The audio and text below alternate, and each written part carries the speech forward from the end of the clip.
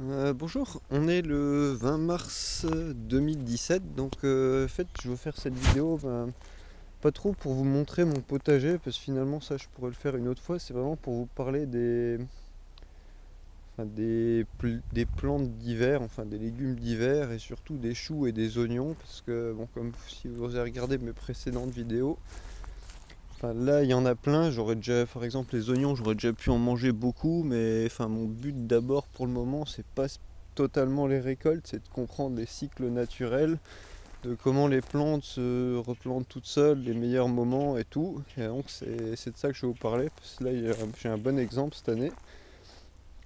Et donc justement les oignons, ce que j'ai fait là ça marche très bien. Enfin là il y en a déjà encore des nouveaux qui poussent maintenant, mais il y en a moins. Et ceux-là, si ça se trouve, je sais pas si c'est des bulbes qui étaient déjà dans le sol, qui traînaient, ou si c'est des graines qui ont germé. Mais bon, en tout cas pour les oignons, maintenant on est mi-avril, fin avril bientôt. Et là en fait je les laisse, sinon j'aurais pu les récolter pour les manger déjà les 2 derniers mois en fait. Là il y a des échalotes et des oignons, là-bas il y a des oignons rocambole aussi. Enfin ceux qui font pas de graines mais qui refont des oignons en fait directement qu'on peut replanter. Et donc ouais, le truc c'est maintenant, pendant les 3 mois à venir, les oignons en fait ils partent en fleurs, en graines, enfin en fleurs vers fin juin, quoi, début juillet. Et les graines sont prêtes fin août à peu près, ouais, donc ça va grandir. Il va y avoir une belle fleur en haut de chaque. Et finalement c'est comme ça qu'ils se ressèment le mieux, quoi. Là je l'ai vu vraiment cette année en dispersant plein de graines que j'avais d'autres déjà l'année dernière. J'avais essayé là où je mets les tomates. D'ailleurs je suis en retard sur les tomates cette année, donc il n'y en a pas encore.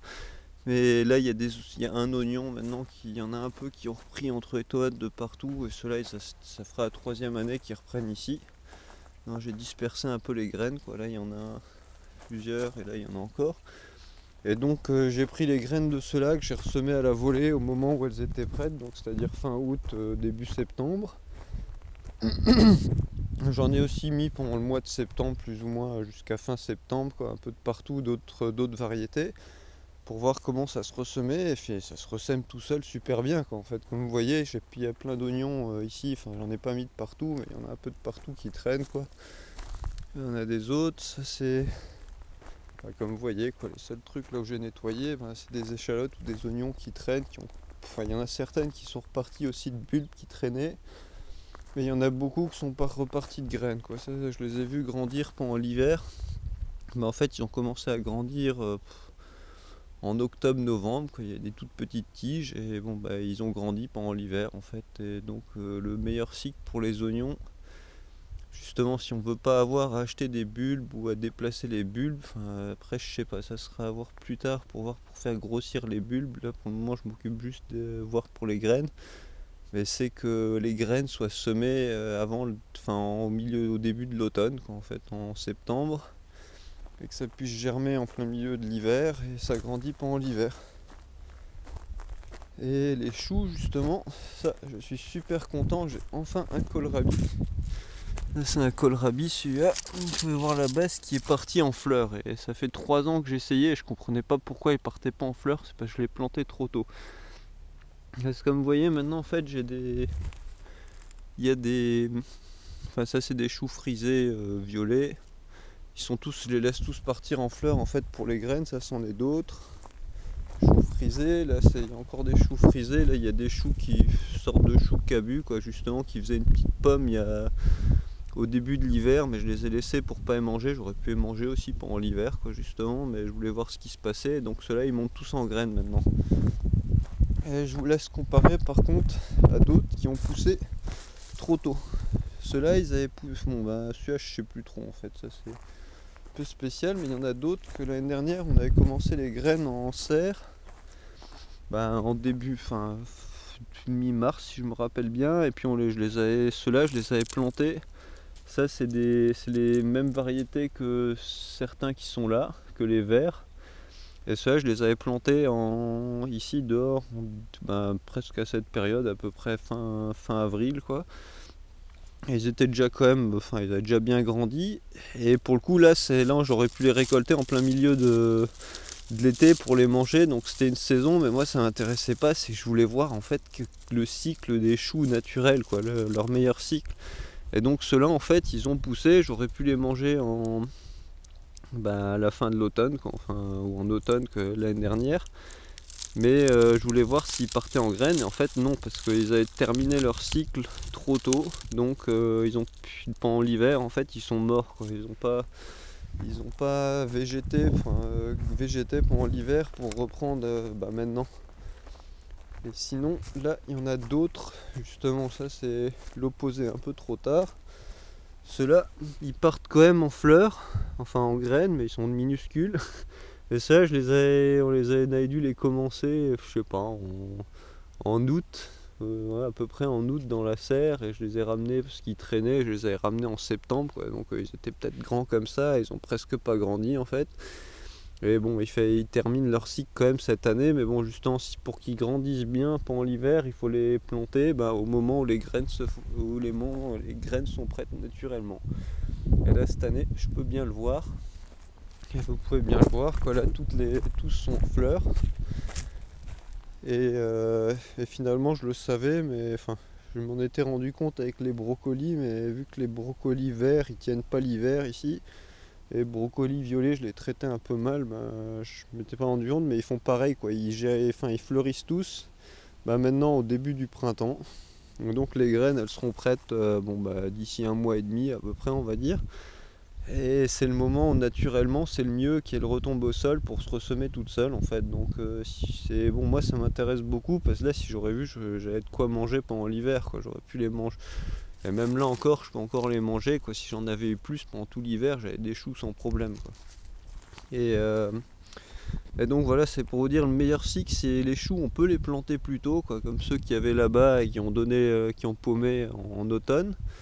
Mais si on veut des graines, il faut absolument respecter leur cycle naturel. Et leur cycle naturel, c'est qu'ils se ressèment en fin juin à peu près, on va dire. Vous suivrez ça avec les vidéos. Et qu'après, ils recommencent à pousser en juillet-août. Et bon, quand à la fin, au début de l'automne, ils sont peut-être grands comme ça. Ils continuent à grandir encore un peu pendant l'automne s'il fait assez chaud. Et après, pendant l'hiver, il continue en fait à grandir pendant l'hiver, quoi. Cet hiver ici il a fait vraiment froid, il y a eu un moment où il avait fait -10, -15 pendant 3 semaines ou un peu plus.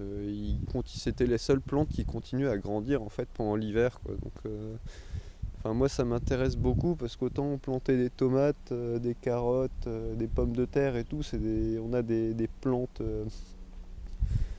des plantes d'été, ou d'automne, quoi, qu'on récupère à la fin de la saison. Mais bon, moi ce qui m'intéresse c'est aussi de savoir pour le futur comment avoir des plantes en plein hiver, quoi, sans avoir besoin de serre ou quoi. Et donc les choux en fait, oui, pour ça il faut les semer quand leurs graines sont prêtes naturellement, c'est-à-dire à peu près fin juin, début juillet je pense. Bon, je vous suivrai ça dans les vidéos suivantes. Et sinon dans le même sens, il y a les panais. Comme vous pouvez voir là j'ai ceux qui ont commencé. Après en fait j'ai tripoté de partout, il y en a plein que j'ai tué pendant l'hiver, quoi. Mais les panais en fait c'est aussi leur cycle, s'ils montent en graines, vous voyez ça c'est ceux qui sont de l'année dernière que j'ai pas. En fait bon, si vous le savez pas, les carottes et les panais ça met 2 ans à faire des graines. Donc si maintenant je semais des carottes, elle ferait une carotte. Et en fait, faut pas la manger, faut la laisser dans le sol. Et l'année prochaine, elle va mourir pendant l'hiver du dessus. Et l'année prochaine, elle va refleurir pour grandir et faire des graines. Donc ça, c'est des panais, mais c'est exactement pareil avec les carottes. Mais là aussi, j'ai un peu beaucoup bougé ici. Donc il y a beaucoup de carottes qui ont du mal à reprendre. Mais là, vous voyez, ça, c'est des carottes en fait qui sont en train de reprendre vous voyez la carotte en dessous là aussi, qui sont en train de reprendre et qui vont faire des graines cette année. Et donc avec cela, ce que j'ai compris, c'est les graines, elles sont à peu près prêtes en août, septembre. La plante, je vous montrerai, il y a d'autres vidéos où vous pouvez le voir de l'année dernière. Mais par contre, il faut pas les ressemer tout de suite parce que si elles germent en fin de saison, en août, en septembre, octobre, novembre, la plupart crèvent quoi. L'année dernière j'en avais plein les plantes de panais tombaient ici, il y en avait plein qui s'étaient semés ici. Tous ceux qui avaient germé trop tôt, ils sont morts en fait pendant l'hiver. Donc en fait le truc c'est que et les carottes c'est pareil, j'avais essayé de les ressemer directement quand les graines étaient prêtes. Et c'est pas ça, je me suis rendu compte qu'en fait les carottes, si on les laisse traîner en graines, bah, les graines elles restent sur le plant de carottes, pareil pour les panais la plupart. Et elles tombent après l'hiver, quoi. Elles tombent au milieu de l'hiver, elles se font écraser par terre et elles tombent par terre et c'est là où elles se ressèment. Donc ils se ressèment, on va dire les panais c'est plus en janvier, février déjà qu'on peut commencer à les semer quand c'est en plein milieu de l'hiver en fait. Donc ils vont reprendre, bah, c'est ce qui se passe là, ça c'est tous des nouveaux panais. Et bah, y en a pas beaucoup parce que bah oui, j'ai dû en enlever, j'en voulais pas trop. Finalement j'aime bien mais sans plus pour savoir pour le moment comment ils poussent. Et donc ça c'est des nouveaux panais, là il y en a d'autres qui peuvent encore prendre. Ceux-là, bon bah pour manger cette année, quand ils sont à ce niveau, ils feront pas de grosses carottes, enfin de gros panais parce que c'est trop tard, mais par contre ils pourront toujours servir à refaire des graines. Donc là c'est pareil quoi, là il y en a un, et ben, il y en a plein ici quoi. Si je les cherche, là c'est un autre panais. Ah non. Oui, ça c'est un panais, là, ça en est un. Ça, non, ça fait partie, enfin quoique. Non, ça c'est. Il y en a d'autres là-dedans et ouais. La plupart s'ils sont trop petits, ils serviront juste à faire des graines. Bah là vous voyez des débuts de panais de partout, ça en fait c'est des panais. Panais, panais. Des panais,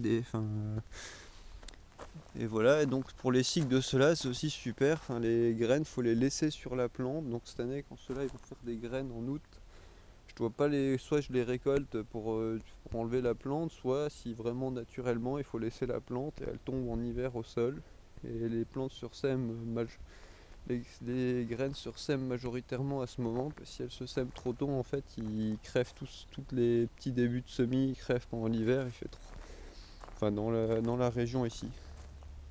Et les carottes donc c'est pareil, et maintenant ça j'ai pas regardé si ça se trouve et j'en ai qui commencent ici. Ça c'est une carotte. Enfin, elles sont encore dures à trouver, ça c'est des carottes. Ça aussi. Bon là ils sont encore durs, ça est juste un peu trop tôt, je les ai mises un peu tard aussi. Mais il y en a quelques-unes déjà qui commencent à sortir. Et donc justement les carottes on peut si on suit le rythme naturel. Ouais, je crois que ça c'est des carottes. Ah non. Je suis pas sûr parce que c'est vrai, au début c'est dur de les reconnaître quand elles sont vraiment minuscules. Ouais bon, on verra dans 1 ou 2 semaines, mais bon en tout cas leur cycle c'est de les ressemer. Ça c'est quand même ça c'est fait, c'est généralement fait correctement quand on sème les carottes au début du printemps, mais en fait on peut commencer en plein milieu de l'hiver quoi, en février, mars, parce que de toute façon elles vont pas germer quand il fait trop froid, donc les graines traînent dans le sol et elles se mettent à germer quand c'est un bon moment. Ce qui est bien aussi, parce que là par exemple l'année dernière on a eu un printemps super pluvieux quoi. En fait il y avait plein de trucs qui sont morts en plein milieu maintenant il pleuvait continuellement à cette période l'année dernière, et donc il y avait plein de trucs qui germaient, qui poussaient pas, alors que bon s'il fait beau, ils peuvent aussi, les graines qui traînent dans le sol, elles peuvent reprendre toutes seules plus tôt. Mais bon c'est ce qui s'est passé pour certaines ici. Les panais là ils ont repris vraiment tôt quoi. Enfin, ils ont repris en février peut-être, parce qu'il y a eu un petit moment où c'était bien, et puis vu qu'il a plus fait trop froid, ils ont tenu quoi. Bon maintenant il y en a encore plein d'autres, mais il faudra que je les enlève. Sinon, pour les plantes d'hiver, je crois c'est à peu près tout, parce que les radis, ça j'ai pas besoin d'en parler, ça tout le monde connaît et sait que ça pousse très facilement. Là il y en a de partout qui sont en train de repousser, parce qu'il y a plein de graines qui traînent dans le potager. Maintenant je vais arrêter de les laisser reprendre indéfiniment, parce qu'ils sont vraiment de partout. Sinon il y a les betteraves aussi maintenant que j'y pense, mais ça j'ai eu je sais pas un campagnol ou quoi qui en a mangé plein là-bas, donc pendant l'hiver en fait elles sont toutes celles que je gardais ont disparu, il en reste que une ici. Et c'est pareil quoi, les betteraves, et ben celle-là, le cycle pour avoir des graines, c'est qu'elles poussent l'année précédente. Celles-là, elles peuvent être plantées comme les carottes et les panais. Si c'est juste pour faire des graines, pas besoin qu'ils commencent enfin maintenant à cette saison, ils peuvent commencer à être plantés aussi, pas en avril, mais en mai, juin, juillet, jusqu'en juillet à peu près. Ils feront une petite betterave et qui restera dans le sol si elle se fait pas manger, parce que les carottes et les panais c'est pareil quoi, ils sont quand même attractifs pour les rongeurs, donc c'est un autre souci à avoir. Et donc c'est pour ça qu'il en faut plein, parce que j'en perds plein avec des rongeurs qui me les mangent tous les ans quand je les laisse traîner dans le sol. Mais voilà, si elle tient, et ben maintenant elle recommence à fleurir, et enfin à grandir. À partir de la racine va devenir toute dure, et il va y avoir des graines quoi. Bon, malheureusement j'ai que celle-là cette année, vraiment toutes les autres se sont faites manger, ce qui est un peu bête. Ah bon. Là c'est un autre problème, les rongeurs, ça je gère, c'est encore autre chose, mais donc je fais juste par pour que vous sachiez, quand elles partent en graines, en fait les betteraves, les feuilles de betterave, mais c'est délicieux, c'est presque meilleur que de la blette en fait. Donc on peut laisser des betteraves monter en fleurs pour manger en fait les feuilles quoi, parce qu'elles sont vraiment délicieuses en salade. J'ai mangé quelques-unes l'année dernière, c'était super. Bah sinon, il y a un petit truc, je vais encore parler, mais ça j'en parle tous les ans, quoi, c'est la veste des haies. Quoi. Ça, c'est une légumineuse sauvage, et comme vous pouvez voir, comme elle est déjà développée, elle commence à pousser en même temps que toutes les plantes qui commencent tout de suite au printemps, que je connais plus son nom, mais il y en a une dans les sous-bois qui commence directement début mars, fin février. Quoi. En fait, c'est celle-là. Et en même temps justement que l'ail des ours commence un peu plus tard, mais ceux-là d'ailleurs je les récolte pas, parce que je les laisse pour qu'ils se ressèment tous les ans pour qu'ils envahissent. Vous pouvez voir, ça c'est des ailes des ours, mais bon justement la VSD elle commence à repousser en même temps que cela, donc elle commence très tôt. Pour moi ça peut être vraiment super d'arriver un jour à la croiser correctement avec des... C'est pour ça que je replante des petits pois toujours à côté. Là il commence à peine à sortir parce que je me suis pris tard, j'étais pas là tout le mois de mars malheureusement. Et là il y a des petits pois en fait pour faire des pollinisations croisées, pour que celle-là commence à faire des gros petits oeufs. Maintenant ils sont mangeables, ils sont petits comme ça, mais ils sont pas, ils sont vraiment petits, donc mais elle en produit énormément, elle envahit tout. Et elle pousse super vite, elle est super robuste vu qu'elle est sauvage, donc ça à suivre. Et c'est tout, je pense voilà, ça suffira pour aujourd'hui. C'était surtout pour parler des cycles de certains légumes d'hiver quoi.